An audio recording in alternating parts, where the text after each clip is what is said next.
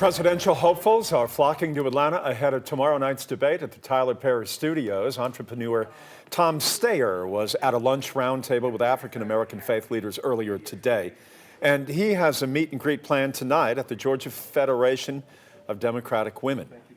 Democratic strategy was a topic of discussion at a roundtable with former Democratic gubernatorial candidate Stacey Abrams today. The panel also heard about voter suppression and tactics to stop it in 2020 and beyond. Expect to see the other presidential candidates around Metro Atlanta over the next few days. The question is, would you recognize them if they came their way? There are many running right now. Bernie Sanders and Killer Mike are hosting an event tonight, as is the former Vice President Joe Biden.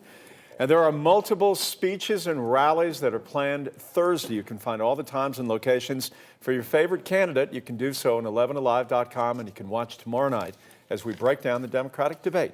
Coming up at 6, see how the presidential candidates stack up against each other. We have a new exclusive poll that you're going to find interesting.